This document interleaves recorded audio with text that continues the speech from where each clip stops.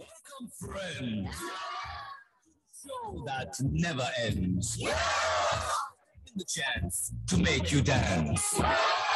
You will move your feet and groove to the beat. So then, which beat would you like? दोस्तों, कौन सा dance पसंद करेंगे आप? Rumba? No! No! Samba? No! No! Rumba? No! Samba? No! Tequila? No! Tango? No! Charleston? No! Polka? No! No! तो फिर क्या हो? 1, 2, 1, 2, 3, 4, 1, 2, 3, 4, 5, 6, 7, 8.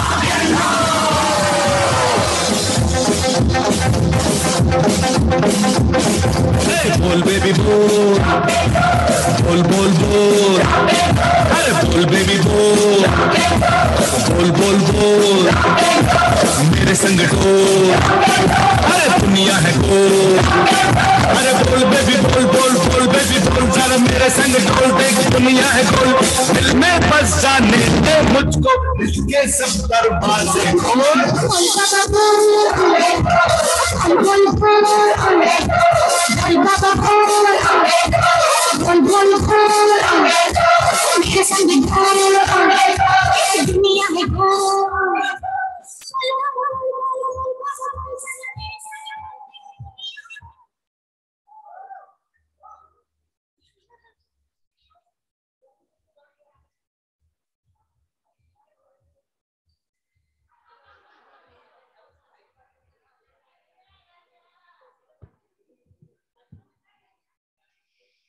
Wow, ladies.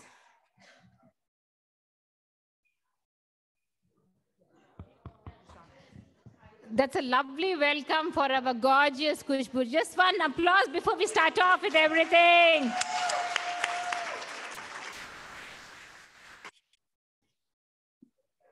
Before we go on to the actual meeting, I would like to ask Dr. Pritika to come forward.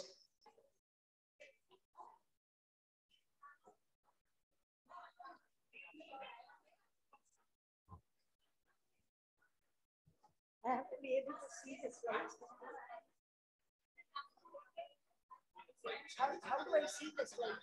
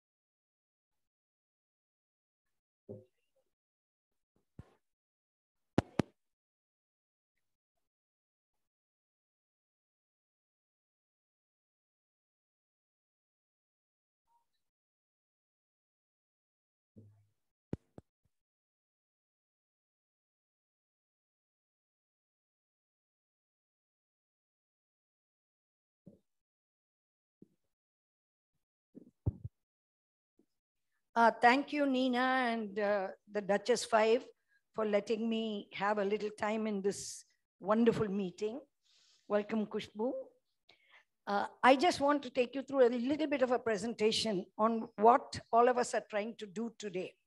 It's been the pandemic has done all kinds of crazy things to all of us. So we're going, what we all need now is resilience or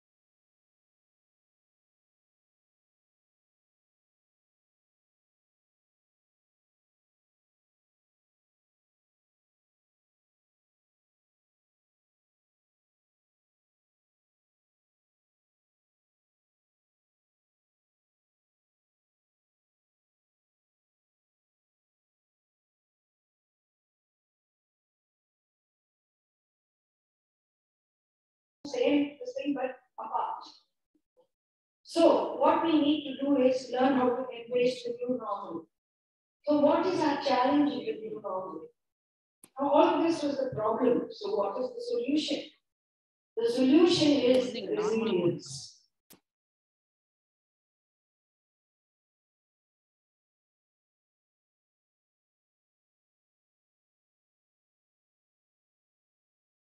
Sorry, my thing is gone. Yeah. So what are the components of resilience?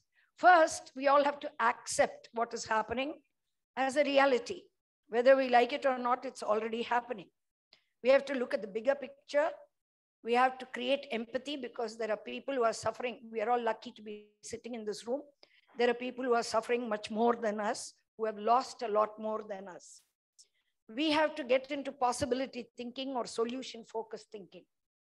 We have to improve our self-awareness and build connections. And that is how Duchess is really making a big difference. And most importantly, as a doctor, I want each one of you to please remember you matter. Self-care is not being selfish. You have to love yourself, cherish yourself, nurture yourself. So I'm doing a workshop on the 30th of July, a full day workshop, 9 a.m. to 6 p.m.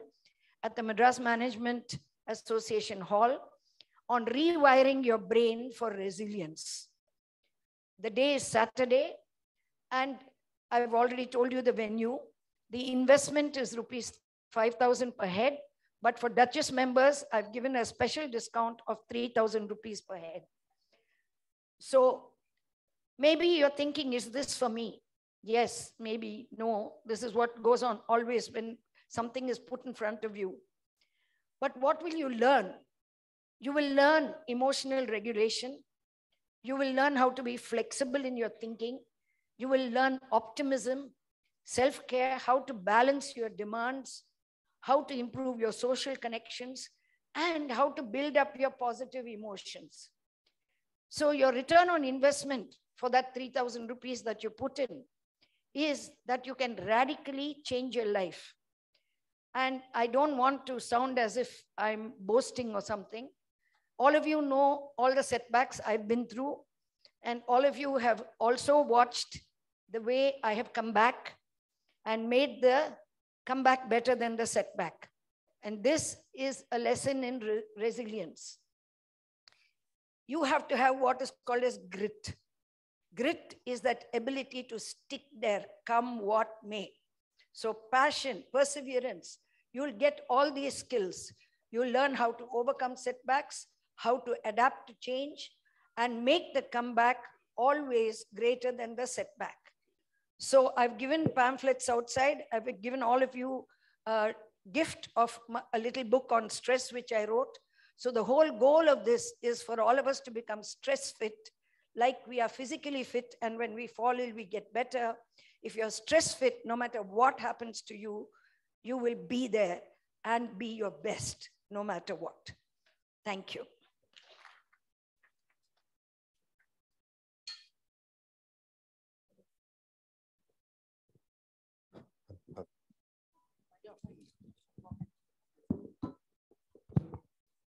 Ladies, welcome back again. On that note of resilience, Doc, I would like to take off by saying I have been waiting for Khushboo to come to Duchess Club for 20 years. But let me tell you, it's not easy to get a celebrity to come and talk to us. I mean, a lot of work actually goes in, not just from our side, but from her side also. In fact, you would have noticed that about a few months back, I think 6 months back, we had made the posters, we were ready to welcome her. And Kush had COVID, we all had COVID. Remember, that was the month of January, and a few setbacks after that. But like I said, Doc, like you said, a comeback is better than a setback, right? So that's where we are now. Kush, just to tell you that Duchess Club is about 21 years old. Yeah. When we started the Duchess Club that many years back, 5 women coming together, the same 5 women have stuck together. Yay! And like I said, all of us are strong in our own way. But what we do is sometimes our arguments, I won't say arguments, our conversations are so loud, you can hear it from my office onto the corridor. Okay? But that's okay, because finally what we resolve is what it is. And the resolution is that we are going to be working for all you ladies. Because that is our goal and our aim, to see that, we all evolve together. And that evolution happens with brilliant speakers and people who are already evolved and who are celebrities like this. So they inspire us to keep moving on. At this point of time, I would also like to acknowledge, the contribution of our honorary members, Suhasini Maniratnam, Shivashankari Amma, Dr. Pritika Chari, Anita Ratnam, and Garyali ma'am. All of them, really help us through all our, ideas by contributing and, helping us in different ways. So coming back to today's meeting, just before that, we have a few announcements and then we'll go on to introductions. So we would like to introduce our new members today. Payal Jain, are you here? Would you like to please stand up? She's joined. Welcome to our club.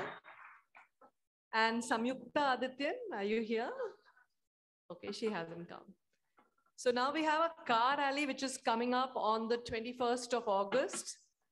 And the theme is freedom based on 75 75th year of independence. I want all of you to please join the rally. It is a Duchess Club all-women rally. It is the 21st, it would be the 21st edition, minus the 2 COVID years. So it's the 19th edition. And we want a lot of teams from our members. Please give your names to Indu, make your teams, and you can call me up for any queries. And regarding to our Duchess Utsav, it's coming on the 15th and the 16th of September. Please get ready to shop. We have loads and loads of new stalls coming in, and you all need to be there. Thank you. Before I introduce Khushboo to all of you, I would like to introduce our Jayu to all of you. I'm sure all of you know her. She's been with us forever. Jayashree, lovingly known as Jayu, is always considered as a little sister of us at the Duchess 5. She has been a rank holder, bachelor's in economics and MBA in HR from Symbiosis, and a diploma in French, and hence knows 6 languages. Fitness has been her mantra for life, a pioneer who kickstarted optimum personal training, and I think some of us have been under her care. And she has been Miss Pune and was also and she was also in the penultimate round of Femina Miss India. Did we know all that? She's always wanting to help and make a difference in people's lives. And she's coming into her own with her own identity as the Green Goddess, and we're very proud of you, Jayu. And she loves Number Chennai. Yeah, Jayu. So thank you for being with us today. And on a very personal note, I can tell you that Jayu has been with me as my really little sister, because she's the one who's here. My sister lives in Hyderabad, so she replaces her here. So love you very much, Jayu. What can I say about the gorgeous Khushboo Sundar that everyone doesn't know? But today we're going to learn more about her from the interview with her and her interaction. And let me tell you what little I know on a very personal basis is she is very warm, loving. She hardly knows me, right, Khushboo? But whenever she has seen me, and there's a sense of warmth and friendship that she exudes, you know, so that made me take advantage of today. But seriously, she's someone that all of us admire. And it's not easy for a woman to go to the level that she has gone to. I'm sure she's had her struggles, but she's come out even more better, more beautiful than what she was. So let's hear from you, Khushboo, every detail of it. Yeah. So what I know about Khushboo is that whenever I've seen her, she's been with a family, her 2 beautiful daughters, and a whole lot of family members around her. That speaks volumes about her, you know, as a totally balanced person. And today we're going to have a meeting, Living Life the Khush Way. On to you, girls.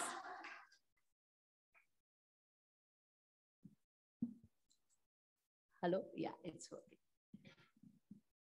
Thank you, Nina and the Fab Five. Many times we all struggle, right? Is it the rose? Is it the mogra? Is it the pomegranate flower? Is it the lily? As who is the queen of fragrances? Today, all my doubts are clear. I'm lucky and privileged one to present the queen of fragrances and the queen of hearts, none other than the gorgeous Khushboo. And of course, really appreciate the Fab Duchess 5 to give me this opportunity. Welcome, Khushboo, with all my warmth. I'm taking more from you. Thank you. Tell us about your childhood memories, where you grew up, your schooling. Hi, and a very warm good morning to all of you. It's such a pleasure to be part of this esteemed women here. I'm sure that though I'm sitting on the dais, thanks to Nina and Jayu and all the Duchess 5, but I'm very clear that all of you are stars in your own right. All of you are very, very successful and deserve to be equally seated next to me here and not down there. But probably the celebrity status, what is attached with me being who I am, gives me an advantage of being here. But trust me, it's my honor to be part of this esteemed and august women here. Thank you. I must say, I'm more honored to have Shivashankari ma'am Yeah. and Dr. Pritika Chari, because I have literally looked up to these two women as to what perseverance and what patience is about and how to fight back. It's not that you build friendship, and like Nina said, I hardly know you.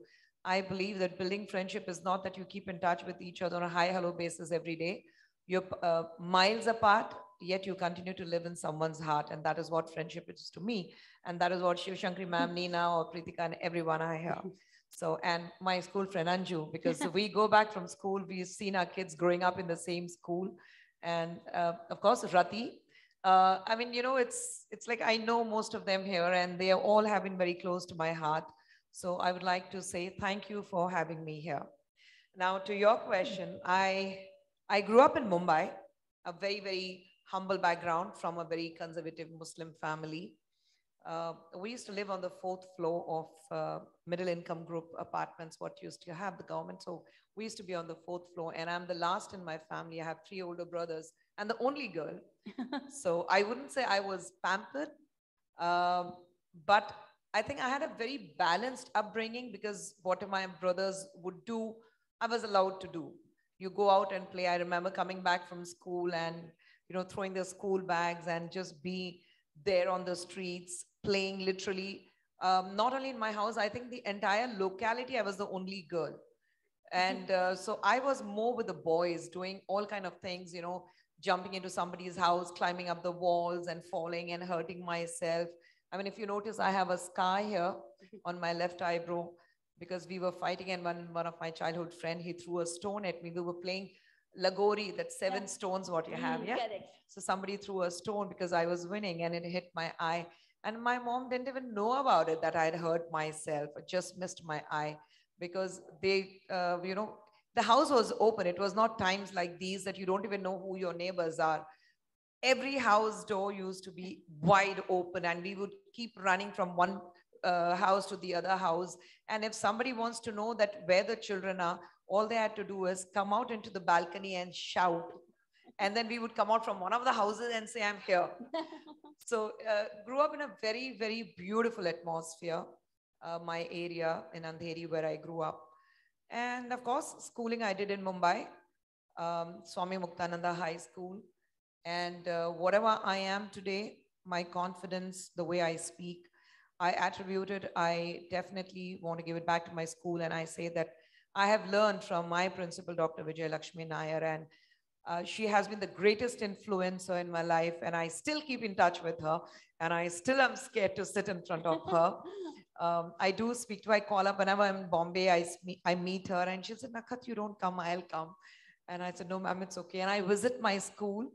I meet one of my teachers is now the principal. It's become a junior college now. When I started schooling, there were just 5 rooms, like apart from the principal and the staff room, they had just 5 classes. Yeah. So that is how, from 5th to 10th, that is how I started from that school. But I think all my memories in that school built that confidence level what I have today. But unfortunately, I couldn't finish my schooling. I quit when I was in 9th. And that's one thing why my principal still holds against me. So, but that's okay. But you're doing wonders. Thank you. What about your childhood artist experience? And of course, why the name Khushboo? Me coming into films was very accidental as a child actor. My brother, my first brother, eldest one, he and Hema Malini auntie's nephew, they both studied together. So I would tag along because my brother would visit Hemanti's place. So I would tag along, and that's where Hemanti's mom, Mummy Ji, Jaya Chakravarti Ji, we used to call her Mummy Ji. Mummy Ji saw me, and she was very fond of me. And Ravi Chopra uncle was there, and he was making the burning train. So Ravi Chopra uncle said, I need a girl, will she act? So Mummy Ji said, Puchenge. So, and Mummy used to give me a task. I remember Hemanti's house used to be 2 floors, and right from the ground floor, right, and to the top, up to the ceiling, she had this huge wall with all her trophies and shields and everything. And they had a nice helicon staircase which would go up. And Mummy ji would tell me, तुम नीचे से ऊपर तक कितना trophy है गिनो मेरे को आके बताओ. And I said, okay. So I would start counting. And by the time I go to the first floor, I would forget the count of the ground floor because there were so many of them. So then Ravi uncle saw me doing all that. And then Mummy called me and said, cinema mein kaam karega? And I looked at Mummy ji. I said, kaun hai? She said, Hema hai. So I said, okay, Hema auntie hai to karega. But I said, but I have a condition. And Ravi uncle was like, what? I said, I need 1 cup of vanilla ice cream every day. If you agree to give me that, I'll act in films. So it's all because of 1 cup vanilla ice cream nale en valke kavandichu paranga. So I agreed to be part of that film. But then it started off because immediately Hemanti was doing Naseeb. And Manmohan Desai uncle wanted somebody to play young Reena Roy. So Hemanti again suggested my name. I'm working with this girl. She's a family. So why don't you look at her? And that is how I came into Naseeb. From Naseeb to Lavaris to Desh Premi. You know, it started, my work started as a child actor.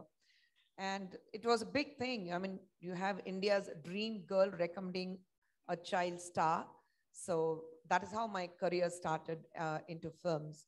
And one after the other, it came. And the name Khushboo came because my real name is a very Persian name. My real name is Nakhat. Normally in Muslims, the name will be Nikhat. But my name is Nakhat, which in Persian, it means Khushboo. So when Ravi uncle asked me, Nakhat, and I was like, yeah. And he said, yaar, usko thoda badalna padega. Not many people would understand what Nakhat is. They might just turn to Nikhat. And I was like, no, my name is Nakhat. It's not Nikhat.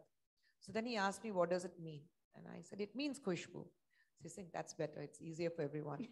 And then I became baby Khushboo, and that has been stuck with me. Just the baby is gone. But I go to North, and people who recognize me, and they say, you're baby Khushboo. Like, and I'm like, I am Khushboo, no more baby. I have 2 grown-up babies, so please stop calling me baby Khushboo. But yes, that is how my name came to me. Yeah, but you are still a baby-like face, and you have all the babiness in you. Yeah.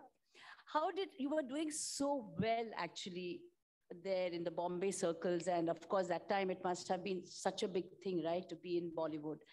And how did you come to Tamil movies, or how did you come to the South? I think you're just destined to be here. You decide something else, you think something else, you start off something else. But then kehte na upar wala, he has already decided what you have to do, where you have to be. So I'm just destined to be here in this beautiful city called Chennai and find my family here. I was doing pretty well in Hindi as a child actor, but when you come to an age where it's very odd, you can't play the child actor, you can't play the lead. So I was at that stage, and my dad was in a hurry to make sure that, I come into films again. Because by that time, I had, by the age of 13, I had already become the sole breadwinner of the family. So dad was very keen that not to take a break, but start working immediately. And he chose, because he was the deciding factor, so he chose a couple of wrong films.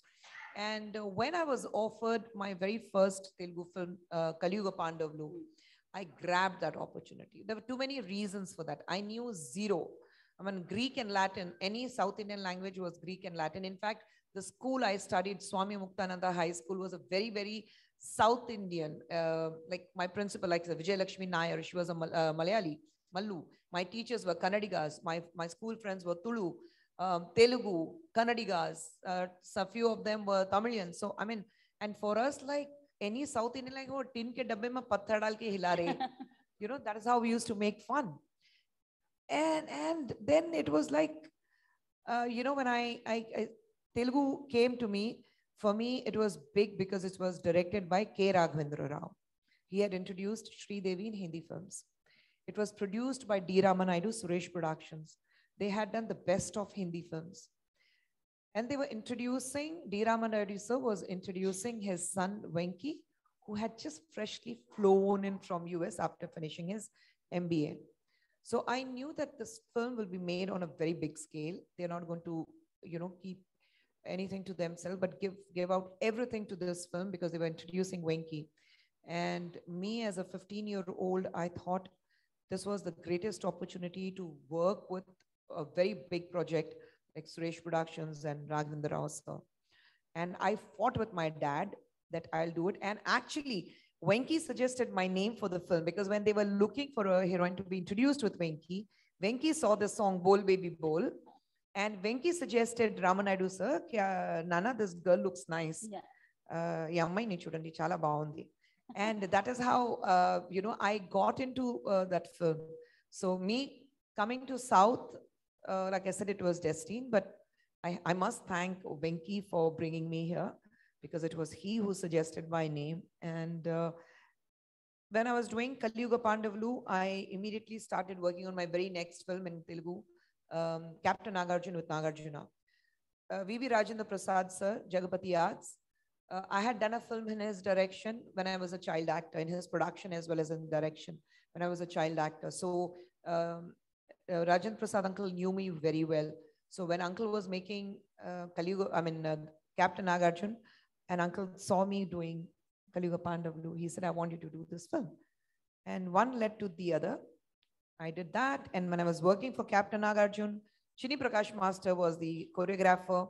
He suggested my name to Mr. Ravi Chandran in Kannada. So I got introduced in Kannada. When I was working for a Kannada film, I was shooting in AVM Studios. I bumped into Prabhu sir. Prabhu sir suggested my name for Dharmathin Talaivan in Tamil. And like they say, rest is history. I am here. So how did you manage to learn all these languages? I know dubbing was there, but your expressions in all these movies were like as if you knew all the languages at the back of your hand.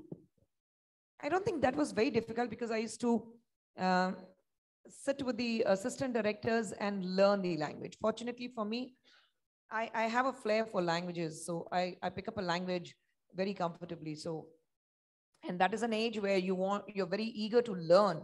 You're very eager to impress. You're very eager to make a mark. And for me, it was a career. In 86, on a very personal note, there was a huge setback because my dad, he just left us in Chennai because mom and my three brothers, they also moved with me to Chennai. And he just left us he wanted another family and he just left us. So we didn't have any place to go. So it was, there was a burning fire in me where I had to protect my brothers, my mom. And I had to succeed because I had to give it back to him because I remember my dad said, I'm leaving, but I know that you'll come back on all your fours begging me to take you back. And I said, the day I think that is going to come, I'm going to make sure that I poison my brothers and my mom, and I myself going to jump in front of a running train, but I'm never going to come back to you. And I was telling you, it's been like 86, and I think he passed away last year. I'm not too sure. But then all these years, I have never spoken to him, never met him, never seen him. So I was very, very strong-minded, determined person. And I had to prove not to him, but to myself that, I can be someone on my own. And the only thing I had with me was my confidence and my trust in my talent. I was confident about my talent. So picking up a language wasn't difficult.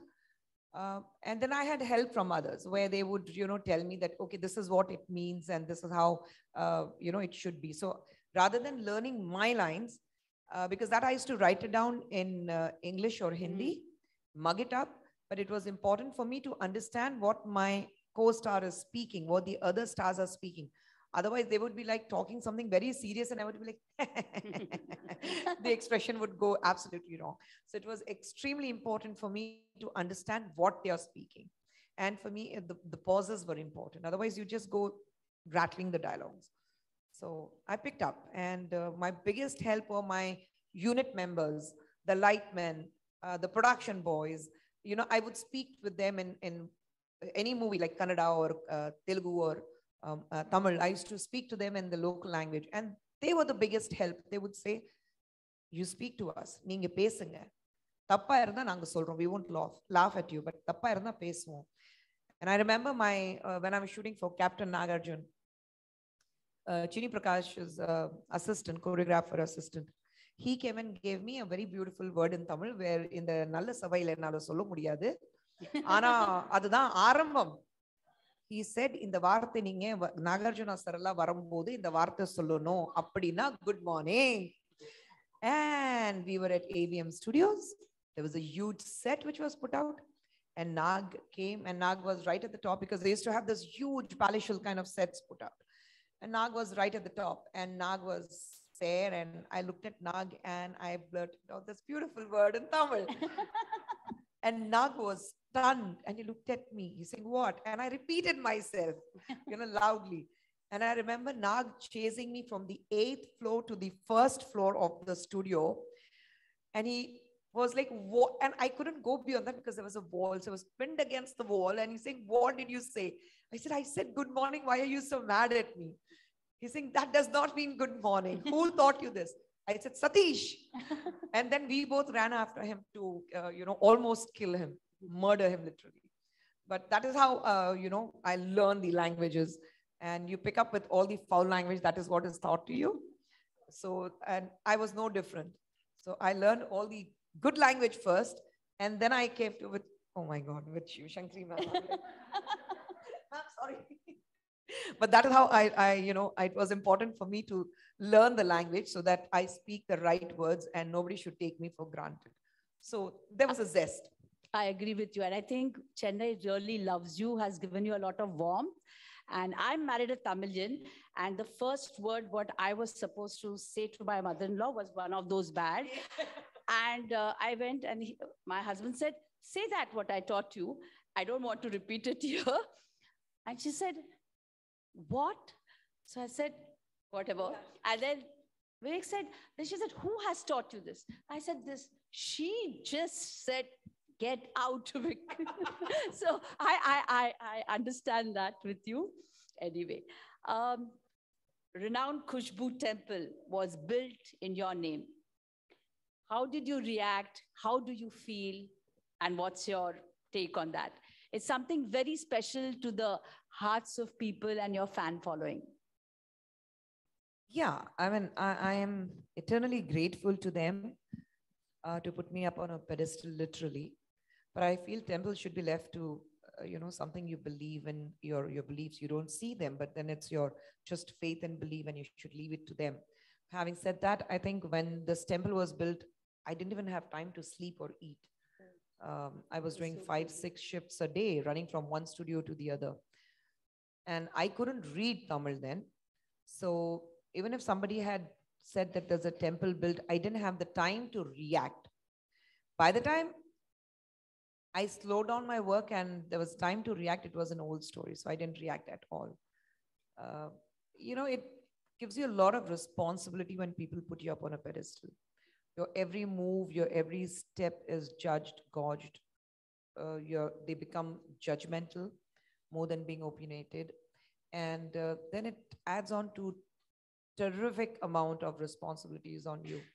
So I didn't want, that kind of a pressure on myself. I wanted to remain normal. And thanking my family and my close friends, what I have, they made sure that I remained grounded. Like if I wanted to pick up chappals and I would tell my brother, I need to pick up chappals. So can you come with me? And he would look at me. Tumhara chappal size tumhe pata hai na? I said, yeah. Dukaan kahan hai pata hai na? He said, yeah. He said, go. So, that is how there was no starry treatment at home. I would come back from work and my mom would say, beta, udhar 4 bartan pade hain, zara dho ke rakh dena. So, that a very normal background, and mom made sure that we could never forget where we come from. We never forget our humble beginning.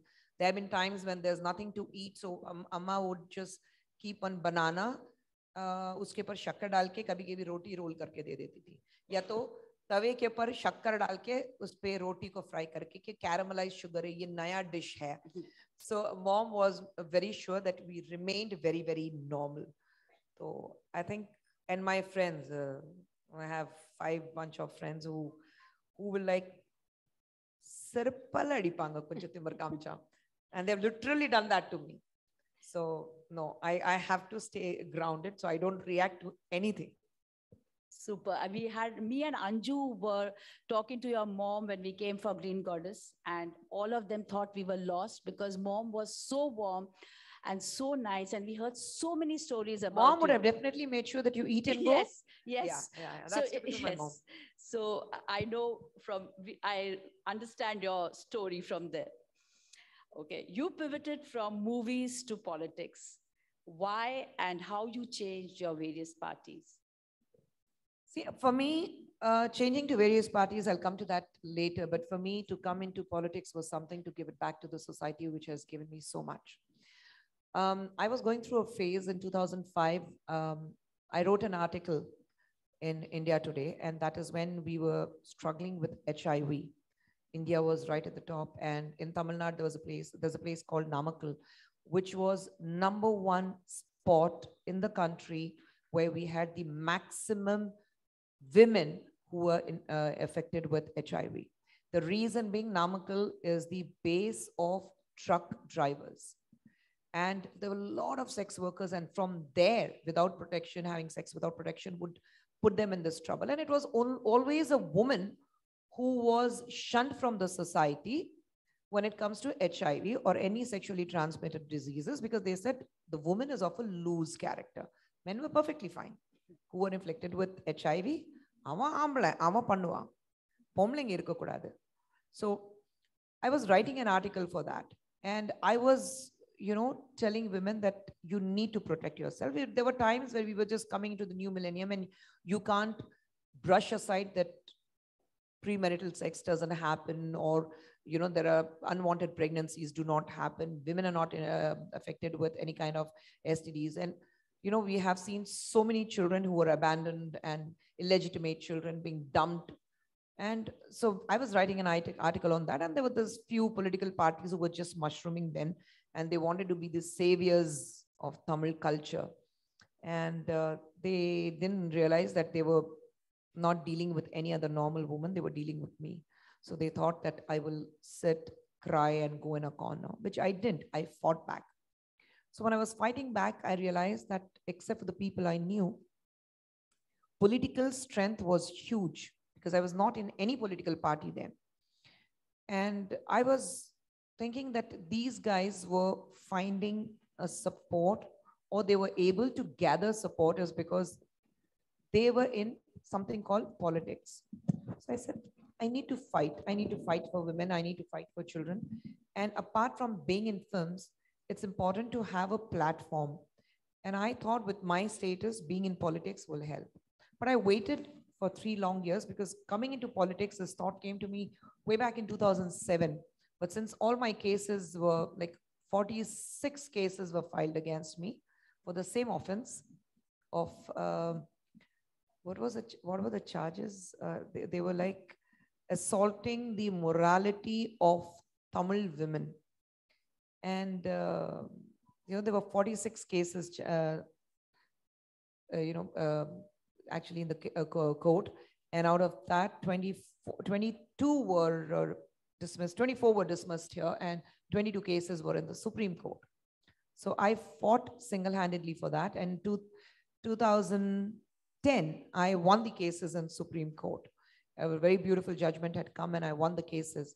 So that's when I told my husband that now is the time. Because when I spoke to my husband in 2007 saying that I want to come into politics, he said, you wait till you win those cases, because otherwise they would say whichever party you join, they will say that you had the support of the political party, you had the a backbone of a political party, and they pushed you to win this battle.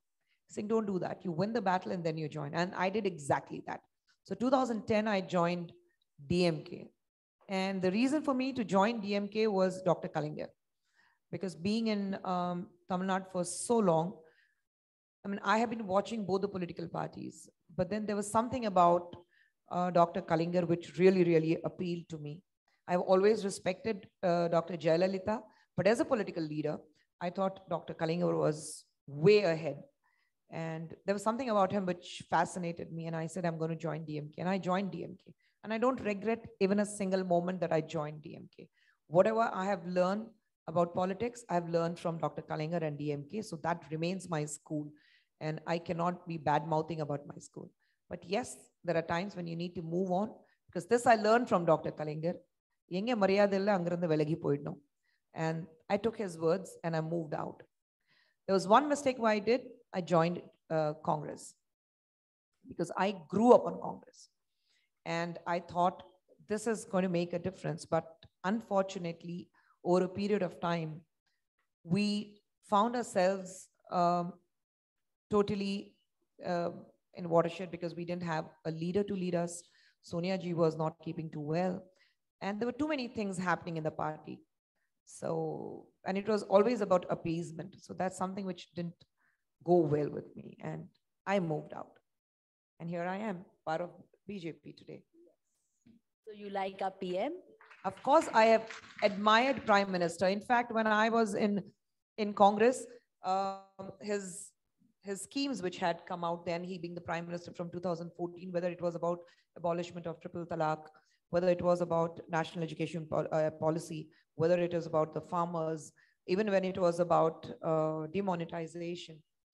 You know, we were opposing because we were part of an opposition. There were too many good things in that. And we were just blindly asked to oppose. But me being me, I welcomed triple talaq abolishment. I welcomed national education policy. I welcomed farmers policy. I welcomed the builders policy. And that actually put me in a setback because they said, being in Congress, how can you appreciate a policy?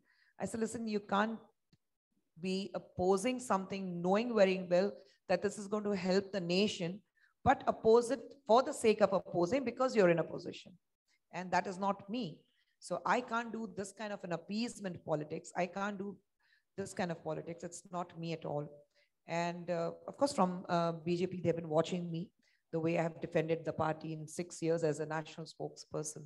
So it's not that in politics, you're not a permanent friend, you're not a permanent enemy either.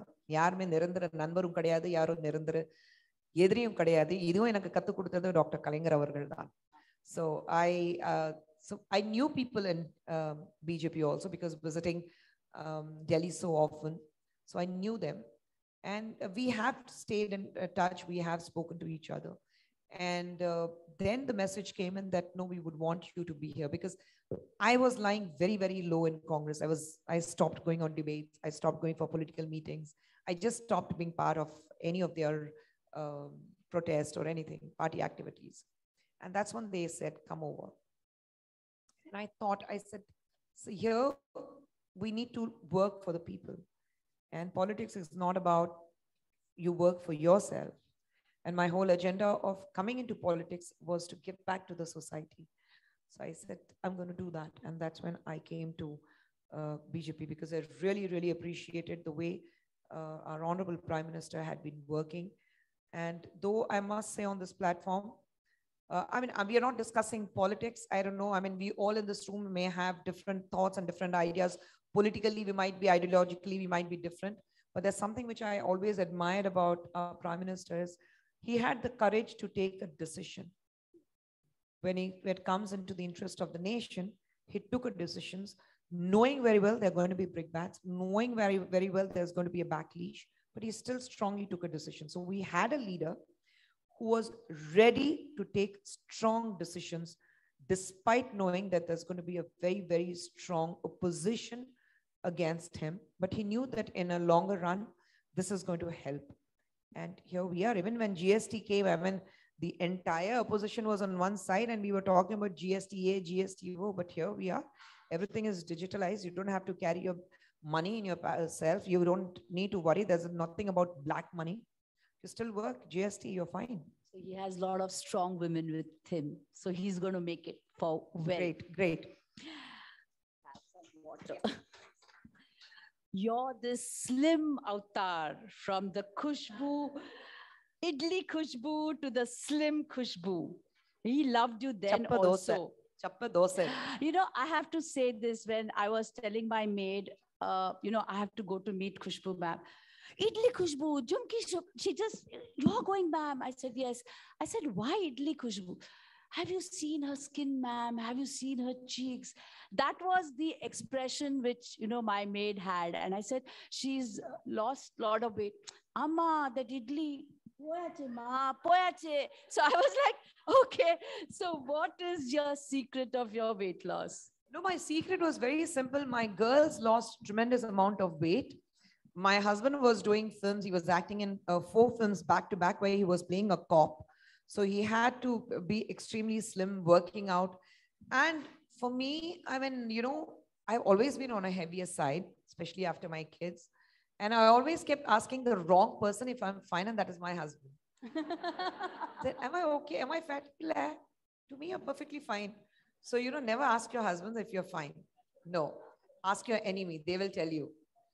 So, and during the lockdown, we didn't have maids. We didn't have anybody, such a big house. So I was managing everything from 5 in the morning till almost 12:31 in the evening, in the late nights. Like no servants at all. So cooking, cleaning, sweeping, mopping, doing the dishes, laundry, gardening, everything up and down. My mother-in-law and my mom both stay with me. And with 2 girls, teenagers at home, and my husband, imagine. I mean, you go crazy, and 4 dogs.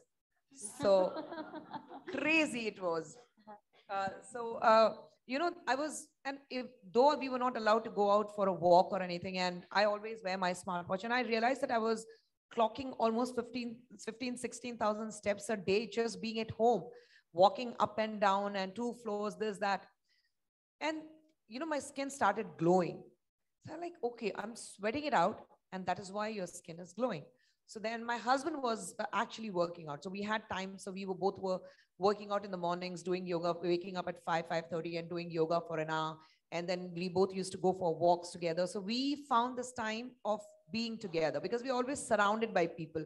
And my girls have an alarm. The minute, if I'm sitting in this corner of the sofa and my husband is the other corner of the sofa, for 2 hours, my girls won't even step in. Amma, unnu varadu. The minute I go sit next to him, one of them, Amma. So I say, you both are born with an alarm in your, alarm adikkudu ungalku. So these, and girls were actually on a weight loss spree. So in this 2.5 years, my younger one, who is 6'1", she's very tall, she's 6'1", she used to weigh 156 kgs. And in this 2.5 years, she came down to 96 kgs. Wow. So, that determination was with her. My elder one, she is 5'11". She used to weigh somewhere around 112. She came down to 86 kgs. So, that determination, but then the girls blamed me. She said, Unga saapadu yelachu poitom. So girls were like, they were determined to lose weight, and my husband was working out. And me being the shortest, being the biggest, my husband is 6'3", so I looked like one elf in the family. One kutti yane, kudumathukku nadula oru kutti yaneya irundhen. So I said, and then when I saw that my health was better, and I basically have knee problem. Both my knees, while shooting, I have hurt myself, and you abuse yourself so much that you don't give time to heal. Location le artist wait pandranga, set wait pannittu, you have to go back. So doctor would do a surgery and say 8 vaarathukku and the cast ange irukano, neenga 8வது நாள் அந்த cost எடுத்துட்டு போய் shoot பண்ணுவீங்க. So we have abused ourselves. So my knees were giving me trouble, and everyone said, including the doctors, that you lose weight, your knee will help you. And I said, okay. I lost somewhere around 6-7 kgs. And I was like, okay. Everyone said, oh, you're looking nice. I said, okay. So let me be very firm. Now, since I've started losing weight, let me come down. And in a year's time, I managed to lose 21 kgs. Fantastic. Lovely. You love your daughters. I saw your conversations on the phone. From Anju, I've heard that you've been such a supportive parent. You're always there at all their sports events, all the events at school. You were just there. Kids never went alone to school with a driver. They always, ate home cooked food. So how did you manage your personal life and this work life and still did so well? I just prioritized what was extremely important and what was, to be more focused upon. So I had my daughters in quick succession. And I was very clear that I wanted to bring up my girls myself. I wanted to be a completely full hands-on mother. I never had a nanny for them.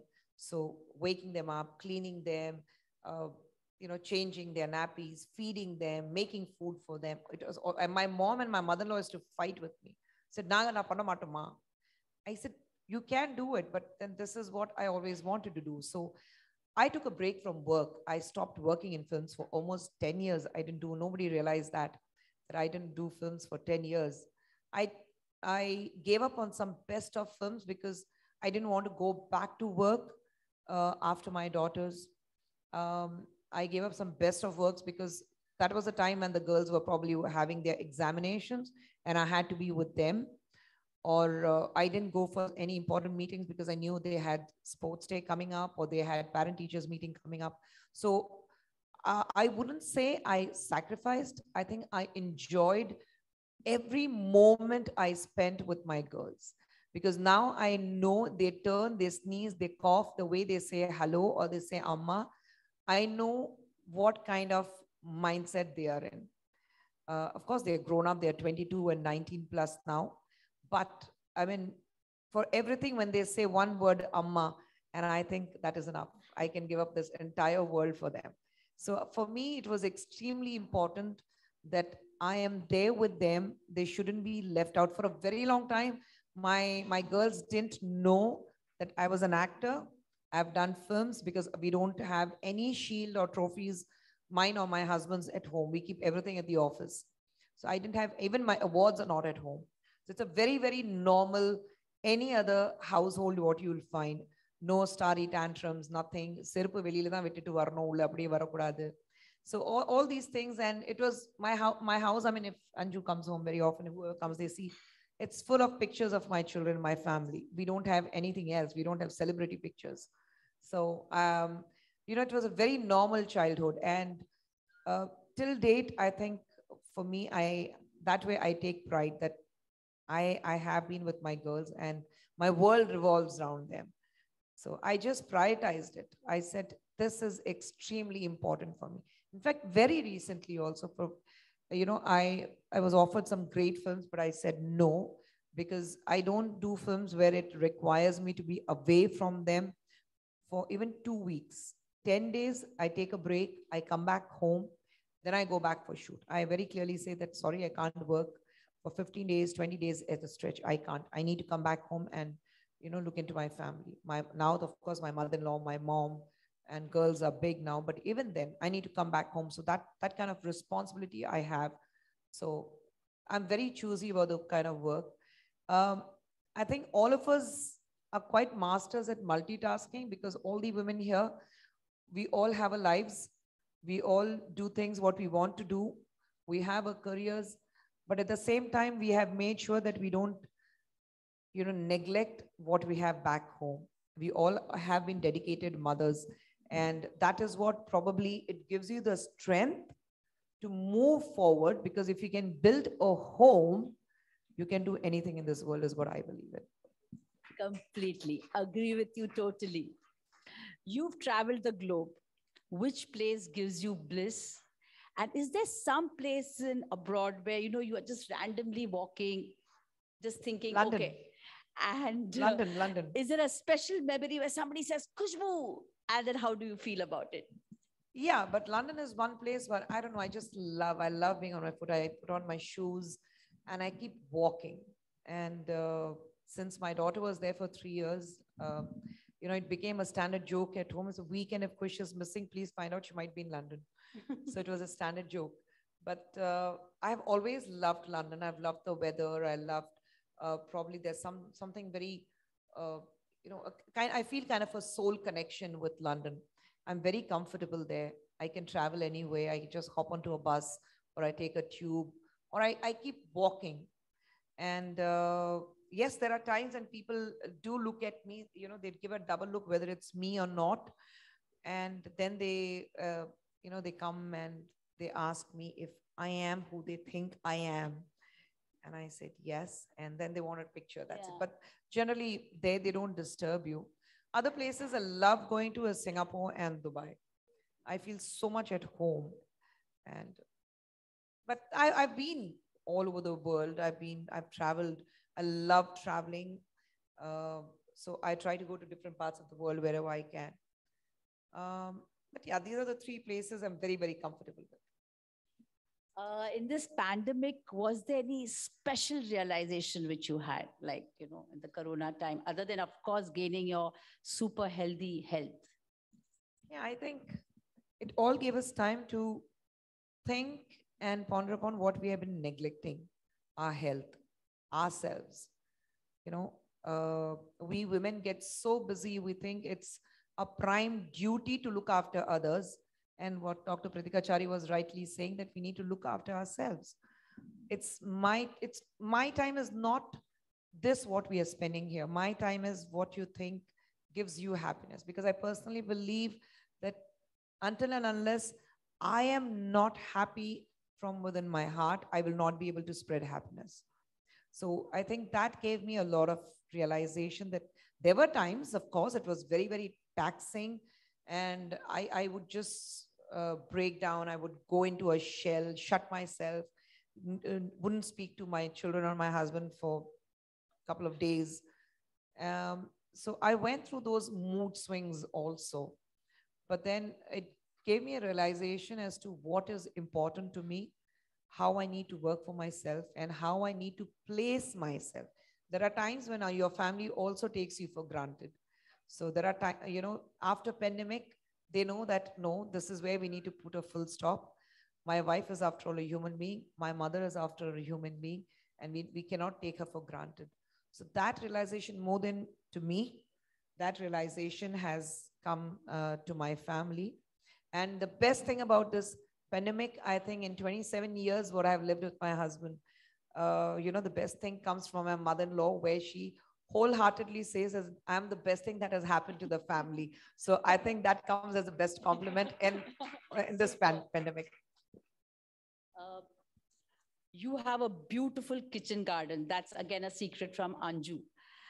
When and how do you get time to do that? I know she said you don't even have a gardener to help you. You just do it all by yourself. My nails still will have some mud stuck in there. I was doing gardening in the morning. I find time. I mean, whatever you're doing, if you're passionate about it, you will find time. That's it. You just need a reason to find time. You have two ways. Either find a reason not to do it, or find a very simple reason to get the job done. So I run a company, and me and my husband both detest when someone says, ma'am, adu try panne ma'am, adu nadakle ma'am. Na avarkitta sollitten ma'am. I'm like, for not doing a job, you give me 20,000 reasons. To get the job done, give me one reason and get it done, period. And because that is how I am. So I wake up, I go to my garden. Till date, I wake up, I make tea for the entire household. Otherwise, my children won't wake up. So I do that. I go up into my garden. I look into my plants. I speak to them. They're basically living beings. They need love. They need somebody to look after them like babies. So if they're not growing, if they're not blooming, if there are no fruits, then I'm like, what happened to you? Why are you so sad? Are you unwell? And they think that I am mad, that I keep speaking to my plants. But trust me, I'm sure Anju will understand. Yeah, Anju is grinning over there. Yeah, they respond to you, Anju. She's feeling Actually, happy. they respond to you. They know the touch. If there's somebody else, if I'm away for a week, I come back and 10 plants will be dead. And I'm like, what did you do? I said, nahi ma'am, aapne jo bola tha wohi hi kiya. But I think they just sense that, the touch, who's watering them, who's plucking the flowers, and who's actually giving them the fertilizer, and who's looking after the roots. So I think they just feel the touch, and you need to have a green thumb. So Yes, probably I do. So we're going to have you more at the Green Goddesses too. Sure. Given a second chance, would you like to be Khushboo again? And any changes you would like to do? I don't think I need to have any changes. I'm in love with what I have been through. I think, I always say it's a beautiful roller coaster ride, what I have been through till now. My journey as a person, as a woman, as a career-oriented woman, as a politician, I think it was a beautiful ups and downs, heartbreaks, affairs, learning, breaking, missing, failing, succeeding, all of that. I think I wouldn't be here so comfortable, wouldn't be here so confident speaking to all of you if I hadn't been through that. I think I would love to, if somebody says, if you would like to relive this life again, I said, yes, 10,000 times. Yes, I would love to do it. No regrets at all. Wow. You've really evolved as a beautiful soul. I have to say that, and I'm sure they all are feeling it too. What is your biggest worry on youth today? Because you're with your children who are 22 and 19. What do you hate about the youth and what you love about them? What I love about them is they're very, very confident. You know, today's youth, there's so much for them. I mean, I learn from my children every day. Uh, they might feel, I mean, all of us think that we are the best people to guide them and judge them. But no, I learn from my girls every day about something in the world. And maybe about movies, about how to manage things, or how to be with friends, or the kind of confidence they have. You know, our growing up times, we didn't have the social platforms where people could tell you what you are on your face, or body shaming, or, you know, trying to spread hate and so much of negativity. But today's girls, and especially kids, are so confident about themselves. They know how to manage and handle things. Very rarely they'll come and say that they're a little upset or they're not happy about it. Otherwise, they're perfectly fine. Said, you have a problem? Amma, it's okay, I'll solve it. My daughter, when she went to college first day, she was ragged. They were bullying her. And she didn't come and tell me. There was a bunch of boys who were actually really troubling her. And it came to me through someone else. And when I asked her, and she said, how did you get to know? I said, no, it came to me from somebody else in college. She said, yeah, there's a bunch of boys. She said, do you want me to do something? Nah, it's okay, ma. Part of college, I can handle them. If I'm not able to handle it, I will let you know. That's it. She was able to handle it. So I think it's extremely important for us to give that space to the children to grow. We are there to support them, but I'm the kind of a parent I am. I think it's important that I allow my children to fall, because until unless they don't fall, they don't hurt themselves, they're not going to learn how to get up and walk again. So, you know, I want them to fall. One of my girls just had a heartbreak, and I'm like, wow, I'm glad you did. And she's like, ma, I said, I'm glad, because if you didn't have a heartbreak at 19, I would be like, Cheh, what kind of a life are you leading? You need to have a heartbreak. You need to go through that emotions. So, you know, I think the kids are very confident. The kids are very sharp. Probably the only thing I'm not very happy about today's children is what we spoke at the very first, patience and perseverance. That is something which is missing with them. Everything is about instant food, 2 minutes noodle. Result இப்போ வேணும் எனக்கு. Yes or no? கொஞ்சம் யோசிக்கிறதுக்கு time. No, it's now. And of course, later then when they realize it's not about my girls alone. I think her friends and the children around I see. For them, it's that instinct reaction வேணும். Immediate results வேணும். You to succeed, to reach somewhere, you need to work hard. You need to have that patience and perseverance. அது இல்லவே இல்லை. So that's why we see so many failed relationships. அவங்களுடைய argument இருக்கும், if it's not working, it's fine. The best is to break up. But what was the first reason for you to get into the relationship? They don't want to think over that. I mean, I must say my very personal thing that I'm sure all of us have been through, you know, these troubled times in our married lives. And I'm no different. I went through that, you know, the whole 7-year itch in a married life where I was like, why the hell I married this man? I want to get out of this marriage after 2 kids. A friend of mine told me, write down all the good qualities of your husband. And I sat down and I wrote down. You see, from the time you met him, from the why you fell in love with him till now. And I was a very close friend. And I said, I'm going to leave this man. I can't live with him anymore. It's disgusting. Why did I marry him? So just write down from the time you met him, you fell in love with him, and all these years, all the good qualities of your husband. And I wrote down all the good qualities. And he said, now write all his bad qualities. And I wrote 1. And then I'm like, யோசிக்கிறேன். சரி என்ன இருடா கொஞ்சம் time கொடு யோசிக்கிறேன். and it's like செருப்பால் அடிப்பேன். Good quality சொன்னாக்கா கடு 10 எழுதிட்டேன். and ஒரு பேட் குவாலிட்டி சொன்னா ஒண்ணே எழுதிட்டு அப்புறம் யோசிக்கிறேன். So which is more bigger for you, this blank page with one negative point or this page which is full of his positive points? So go back and lead your life. So that patience and perseverance. And 27 years later I realized that if I had to think then, if my friend had to be by my side, and my husband is kind of a person, he is like, உனக்கு வேணுமா, அவர் வந்து என்ன வேணாலும் பண்ணிக்கோ, நான் divorce பண்ண முடியாது, போய் தொலை. So if that patience, the perseverance wouldn't have been there, I mean, we wouldn't have survived all these years. And today I feel that that's the best decision taken with a gut feeling. When my husband proposed to me, that was the best decision I've ever taken in my life. So I think we need to, the reason why you start something, it's not only about relationship, about anything. Why are you starting?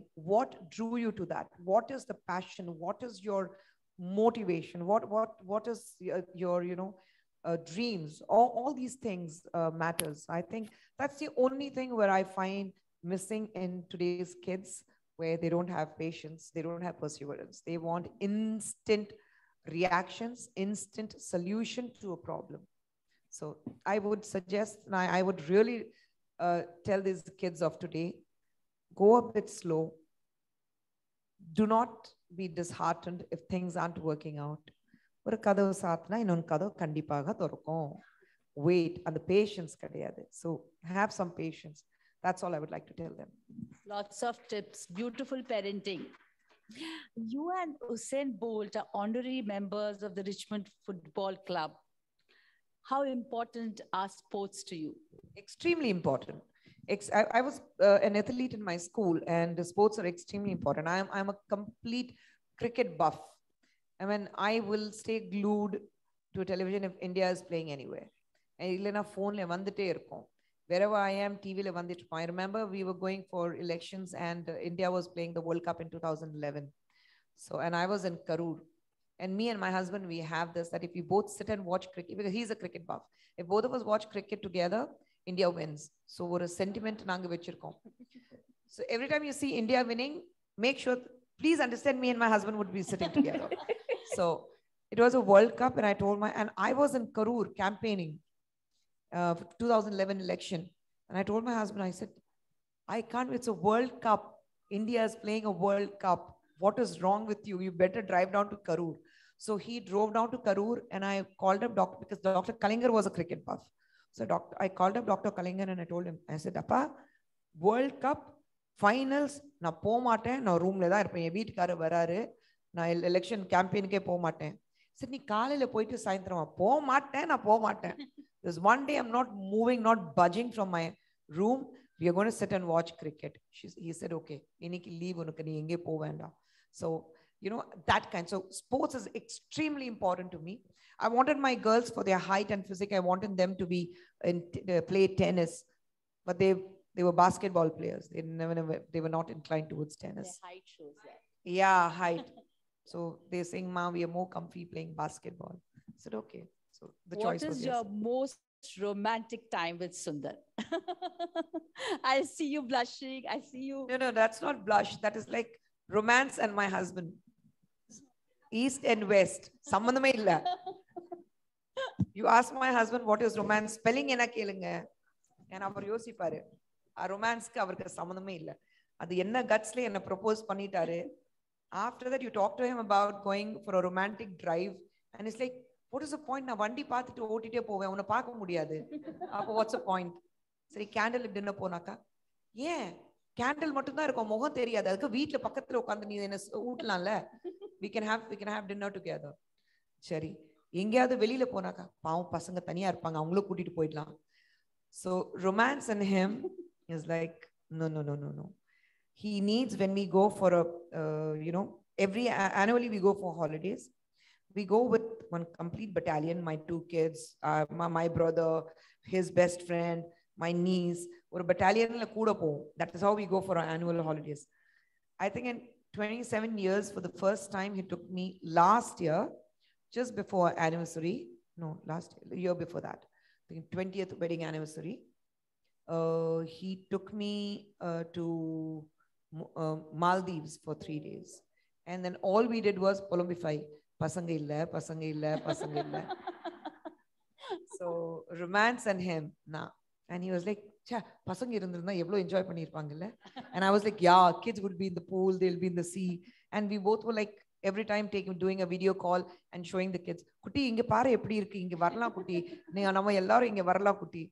So romance and him. And now it's more about, I'm used to him. Ipo I tell him, இப்போ திடீர்னு வந்து நீங்க romance பண்ணீங்கன்னா எனக்கு சந்தேகம் ஒரு is my husband up to something. So don't even try all that now after so long. Don't do it. You've progressed and we've seen you in so many avatars. What is your new search? Which is the next avatar you think you need to really want to be? I don't look for an avatar. I think wherever I am, I should do it with complete conviction and succeed in whatever I am doing. Because I'm not kind of a person who would, give just 50% or half-heartedly do a work. If I'm doing something, I need to put my heart and soul into it. Because if I don't do it, I know I will not succeed. So I'm not looking for avatar. Probably if something great comes to me, then I think about taking it up or not.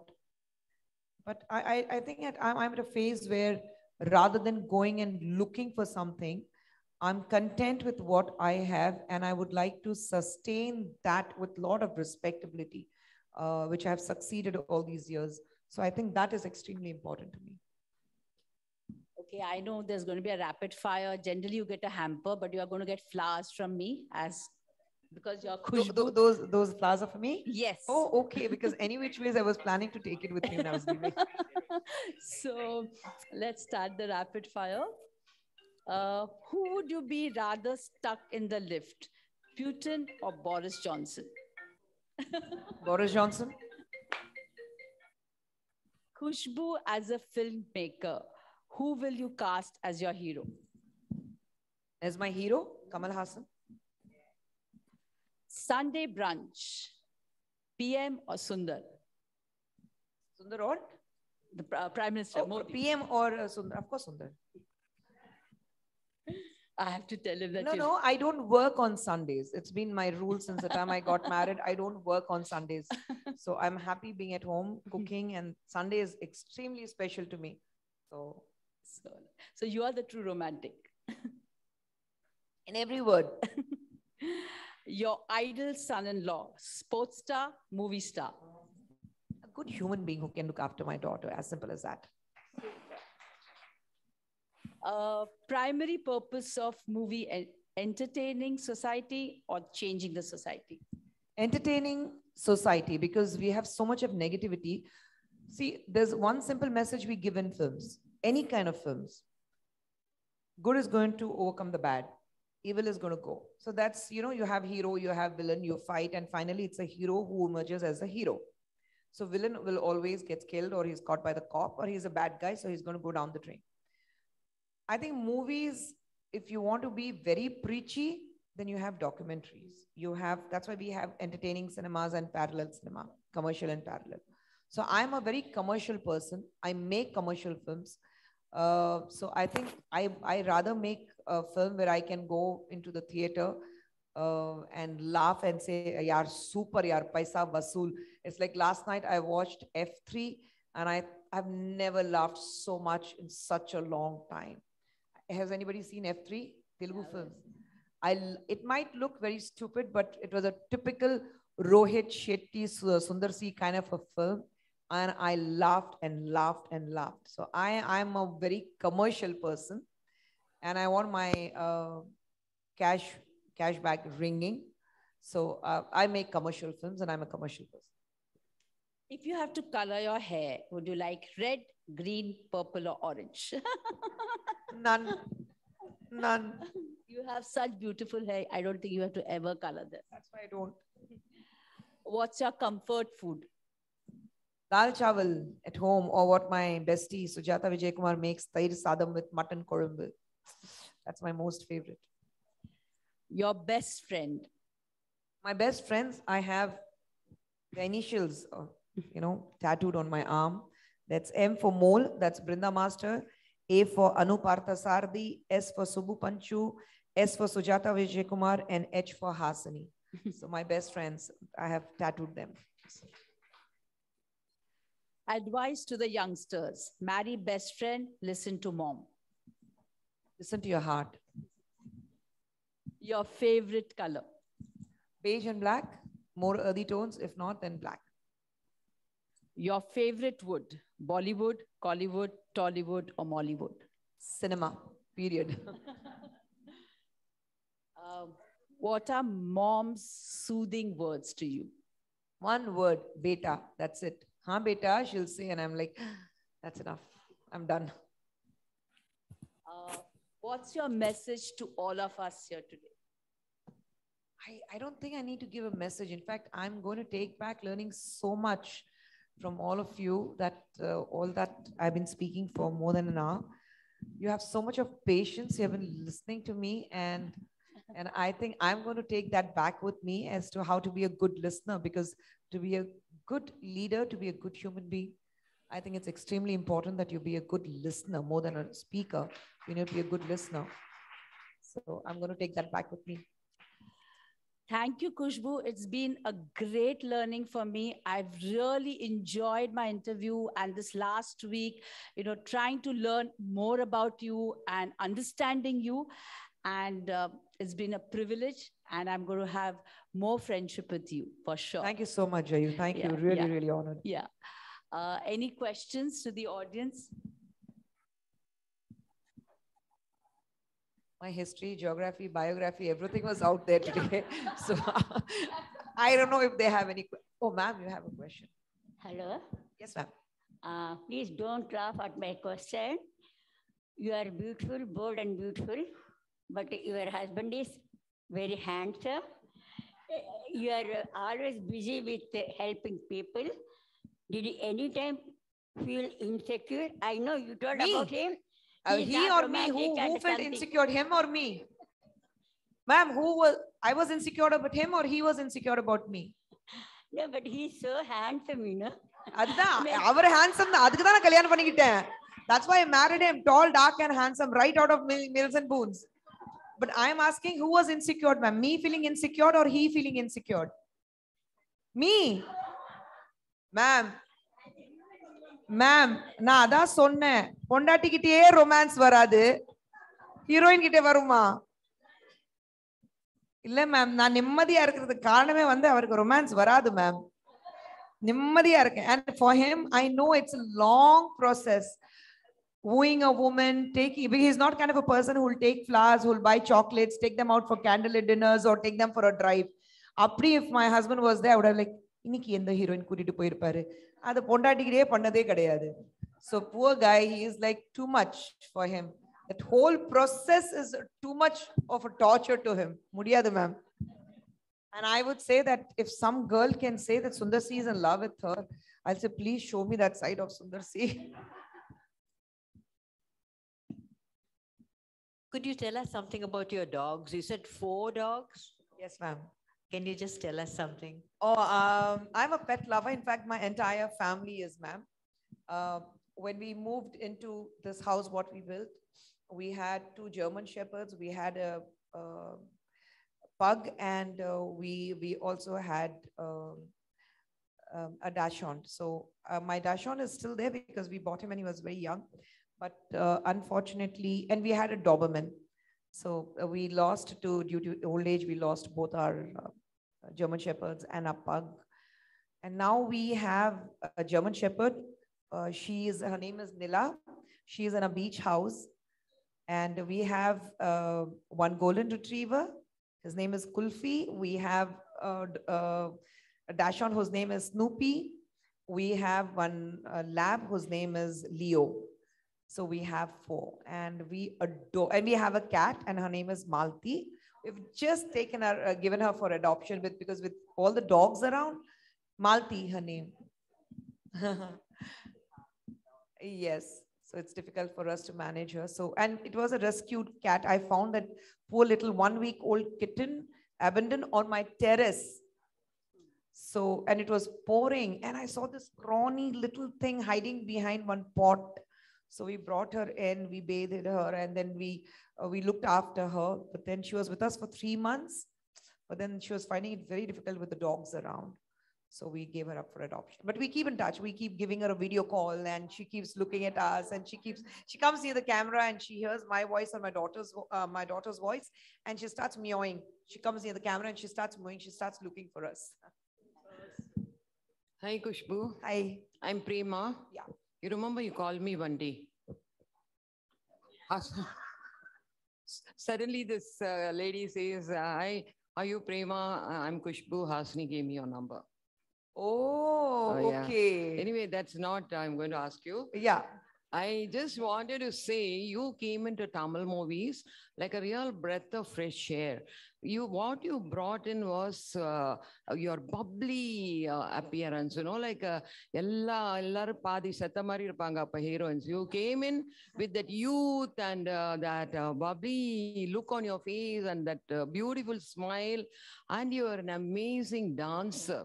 I remember you're dancing with Kamal and all the heroes, and you will always stand out.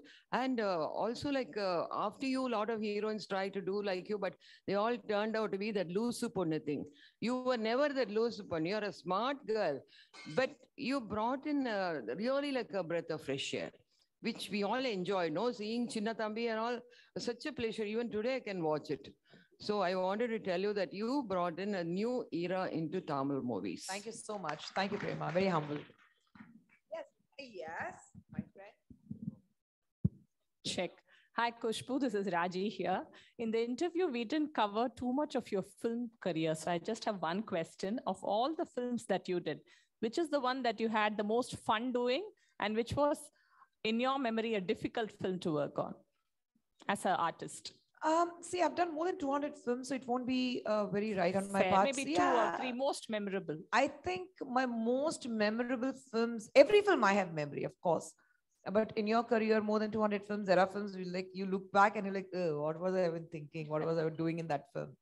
I have been through that phase also, but I think I have enjoyed working on Varsham Padanar. I have loved working on My Dear Marthandan, Nadigan, Natamai, Chinna Thambi, Michael Kadam Madan Kamarajan was more of a school to me to work under Kamal sir. So it was a school kind of a thing. And so every film of mine, like I can sit my films with Vijay Kant sir. I've had the best of time working with these actors because we didn't have these vanity vans then. So, we all used to be seated together, travel together, eat together, wait for each other to eat. Like, to tell you, like, I like egg yolks. So, like, sitting and eating, if there's eggs served on the sets, and, there are times when you need to finish work, you're going without break. So, Vijay Kant sir he would take out the egg, only take the white.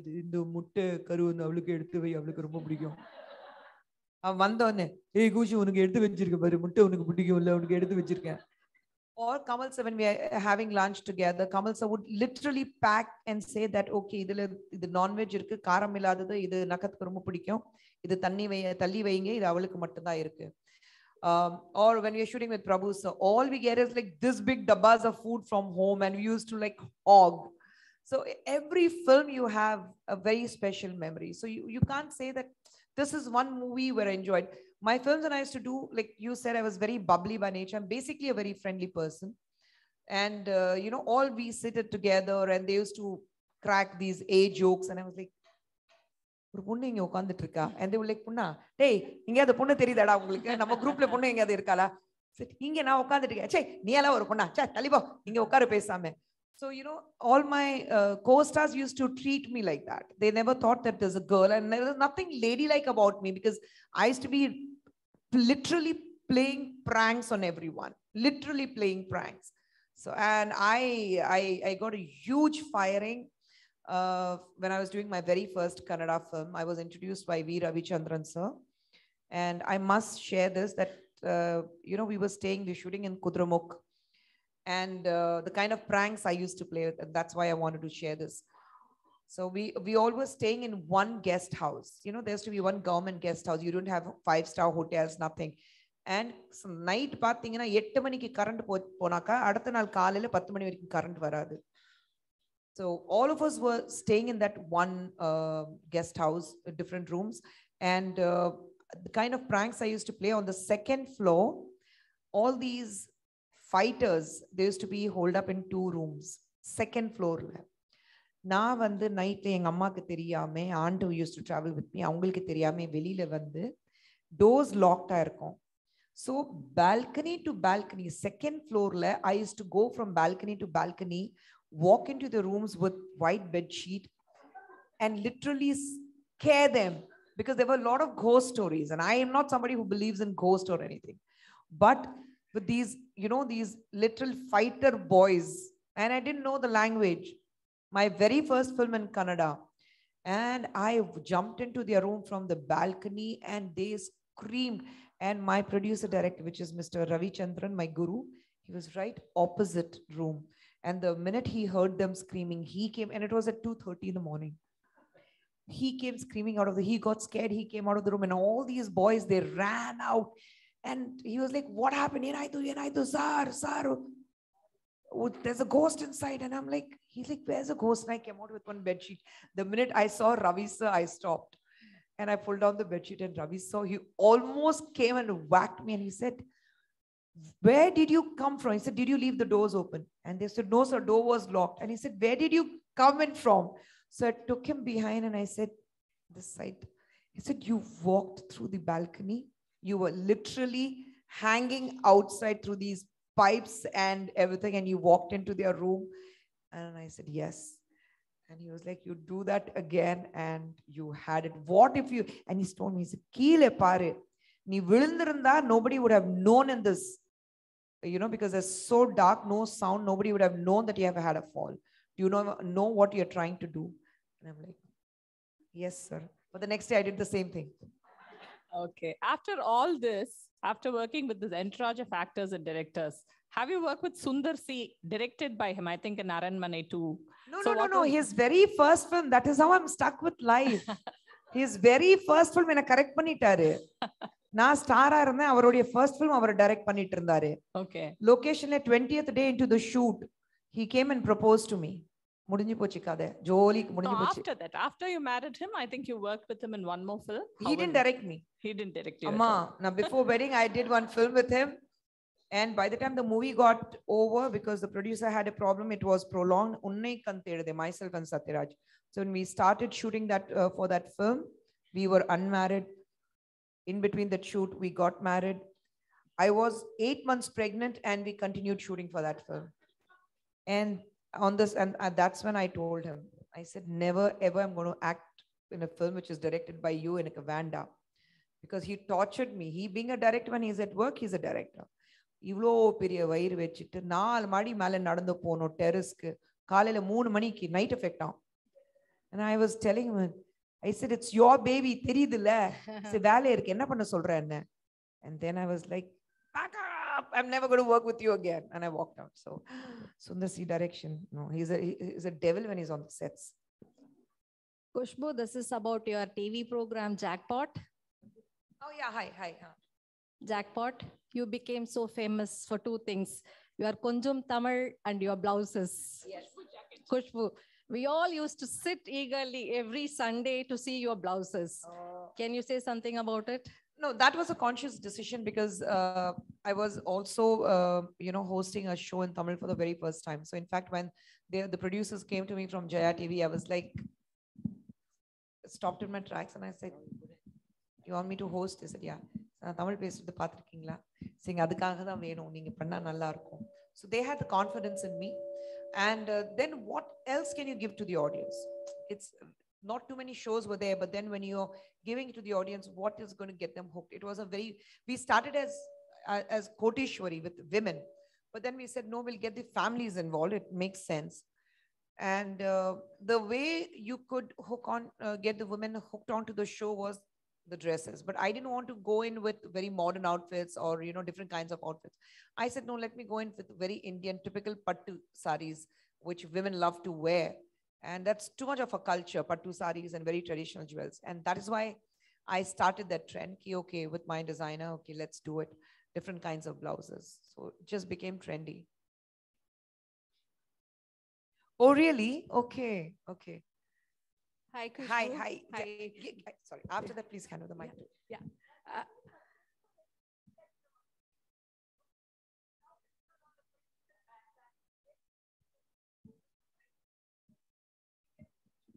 No, ma'am. Thank you so much, ma'am, but no, ma'am. I'm not even looking at, becoming the CM of the state. No, I'm with my skills, my language skills. I project myself more at the nationally, and that is what the political leaders want me to do. I may not be seen too much in Tamil Nadu, because the kind of responsibilities given to me is what requires me to travel to Bengal or Odisha or to Delhi or Goa or Telangana or Andhra Pradesh. So they send me different parts of the country on any kind of project work they want me to do politically. So I think even they would, because I speak 7 languages, so they think it's easier for me to work on a very national level. So I don't think I'm even looking at myself on projecting myself as a future CM of Tamil Nadu. No, I'm not. I'm happy working for the party.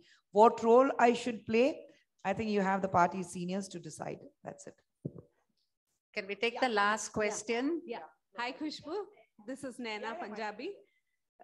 Yeah.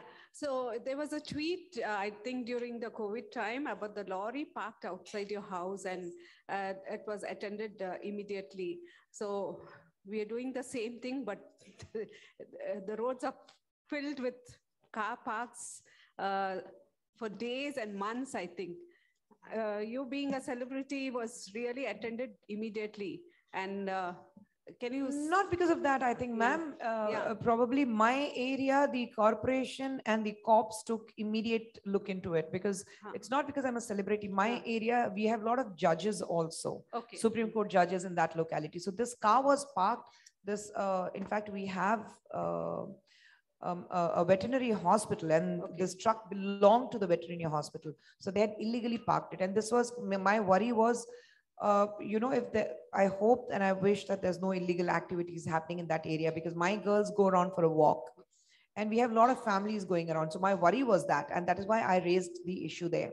So they attended immediately. I think what you need to do is, now the government is different. So they actually have been looking forward to working for the people and doing good for the people. So all you need to do is send a complaint letter to your local MLA or the mayor, or you give to the local police station and say that this car or that whatever the vehicle is parked illegally for such a long time and nobody's looking into it. They definitely, even your area corporator can do it, ma'am. Thank you so much. Okay, there's one person right at the back. He has a question for you. He's from Cinema Rendezvous. Hi, ma'am. Hi. I've seen your... Oh, I see a gentleman in the crowd. Yeah. I'm a die-hard fan of yours from my college days. Thank you so much. I've seen your driving skills live. Are you still fond of fast cars? Oh. I'm fond of driving, not fast cars. I'm not a sports car lover. No. You won a race in Irungatikote in 95. Yes, I did. And I've seen you driving past my bullet in your 1234 Maruti 1000 in the mid-90s. Those times you had location irundhudunga, road irundhudu. So you could drive. Ipo vandu oru 20 ku ponale namakku bayama irukku. Okay, but your flair for driving still... Yes, I love driving, and I love driving big cars. I'm not a sports car person. I love driving big cars, more of SUVs. I'm not a sedan person. I love driving my SUVs. Thank you. Thank you. Thank you. One last question from Vasudha.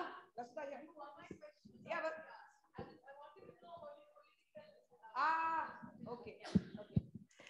Can I go ahead with just one last question? Possible? Yes. Yeah. Hey, hi, Sheetal Satish here. So I'm just going to sing something that I kind of identified with, you being, probably that song being so perfectly fit for you. It's from your own movie. It goes, कौन हूँ मैं, क्या नाम है मेरा, मैं कहाँ से आई हूँ, मैं परियों की शहजादी, मैं आसमां से आई हूँ. Do you actually feel the same? No, I don't think I'm from any Asman. I think I'm just part of all of you, like you, me, and others here. नाम से नहीं, कर्मों से इंसान जाना जाए तो वो बहुत जरूरी होता है. Thank you, girls. Khushboo, I must tell you, this is probably the first time where we had pin drop silence for 1 hour. And I think the credit goes to you. First of all, I would like to thank Khushboo. I think she's been extremely patient, don't you all think? Not once she looked at a smartwatch, right? So I think this worth was really, worth it at the Duchess. So one big applause for Khushboo, please.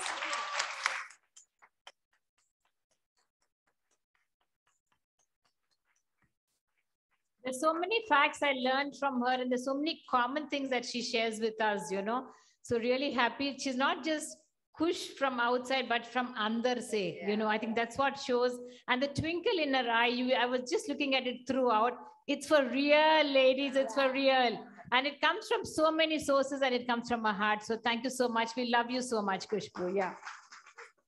And as far as Sundar Si goes, I think my best movie of all time is Anbe Sivam. I think I would have seen it 1,000,000 times, and every time I see it, I learn a new lesson from it. So please take it back to him, please. Yeah. And Jayu, my little sister, you outbeat everyone today. Okay, an applause for Jayu for all the brilliant moderation. I would request Anju to come forward and give a little memento to Khushboo, please.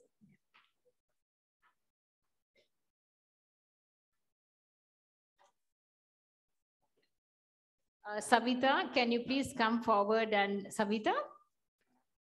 Yeah, you can.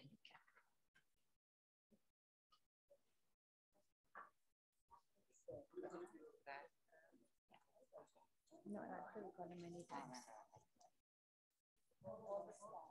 Hema, can you please come forward and give a little gift to Jayu from us, please? Khushboo.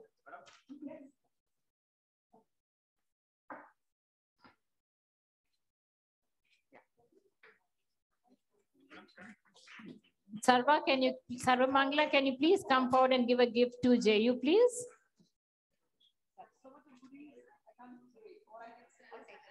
All taken, okay. Okay. Take it. Okay, that's for a brilliant morning, and thank you so much, Jayu and Khushboo, for making us Khush today. And the chefs have a little something for you downstairs. Your comfort food of curd rice and mutton curry is waiting for you. Please take it home with you.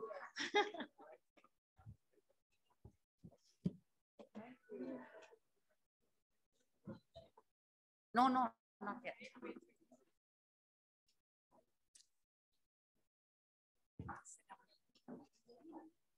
Yeah, please sit down.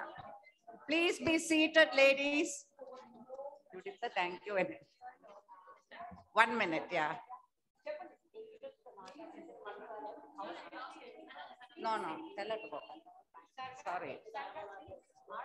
Sarva Mangala, please ask her to sit down. Sarva Mangala, I have to do the formal thank you. The meeting is not over yet, please. It's been an absolutely delightful morning today with you, Khushboo. I think definitely it was a morning well spent, and you enthralled us with your presence here this morning. And I have written a small poem for you, right? It's a very small and short poem, okay? That's especially for you. She walked in like a gentle breeze, and she lit the room with her dazzling smile. She answered all her questions with complete ease. charming, cool, and confidence is definitely her style. That's from me to you, Khushboo. And I've never written a poem before. And I'm really fangirling you right now. Yeah. And thank you, Khushboo, for taking time off and being with us here this morning. We really appreciate it. Like Nina said, it took us 21 years, right? But it's well worth the wait. Yeah, of course it is. And I know we keep in touch from time to time. We discuss destinations and traveling spots. And like you said, you love traveling, but I hope one day you'll travel with us, the Duchess Club. I know you did plan a couple of times, but it never worked out. But I hope in future you will, right? And thank you so much for being here. And I think this calls for a big round of applause from all of you once again.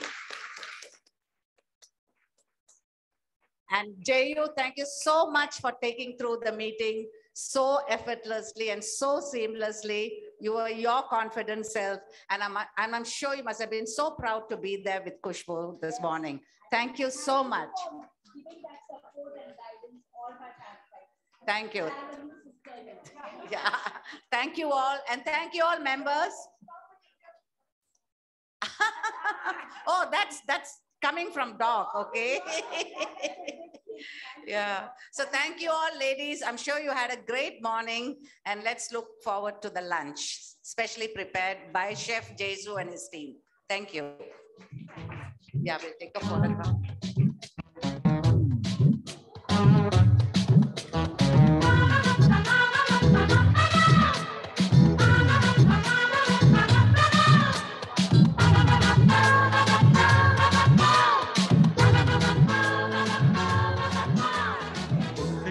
தாழம்பூ நெஞ்சிலே பாடப்பூ பூதையில் என்ன பூ குஷ்பூ என் குஷ்பூ கொண்டையில் தாழம்பூ நெஞ்சிலே வாழப்பூ பூதையில் என்ன பூ குஷ்பூ என் குஷ்பூ ஒன்னாட்டம் பொம்பள யாரடி இந்த ஊரெல்லாம் உன் பேச்சிதானடி அல்லிராணி என் அருகில் வாணி முல்லையே ஆடவா முத்தம் ரெண்டு போடவா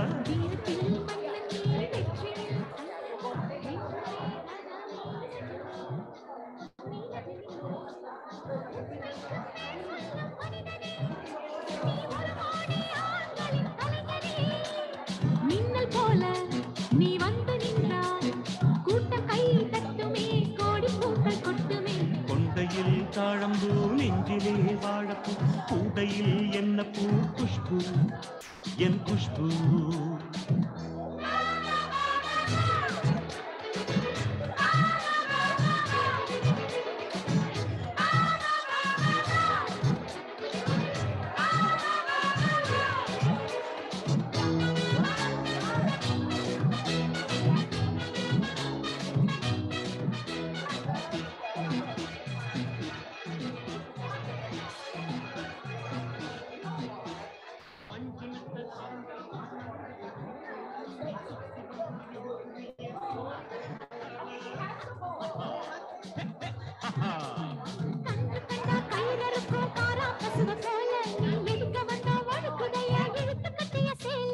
கண்டாங்கி சேலையாக மாறவா உன் கண்ணாடி மேனி தொட்டு மூடவா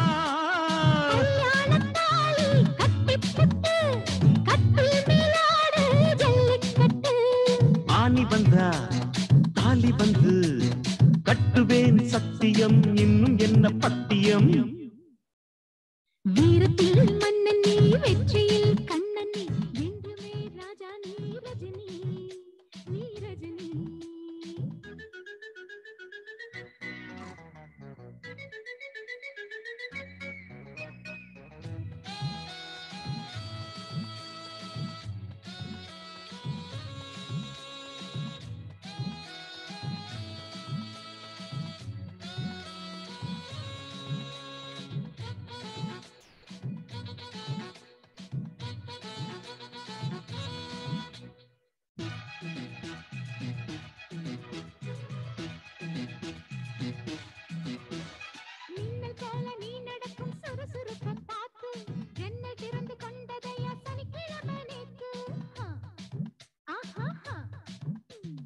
தாஜ்மஹால் நடந்து வந்து தழுவி கொண்டதை பார்த்து அடி தண்ணி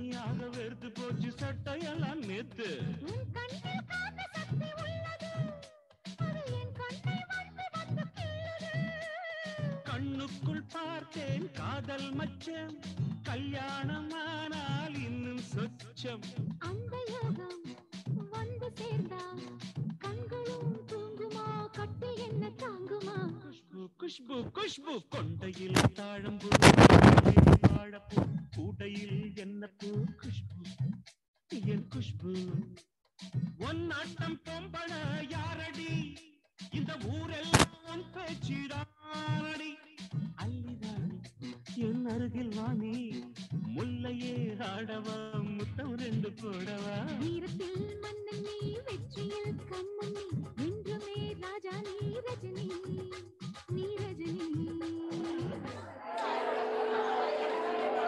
Perfect gift for your loved ones.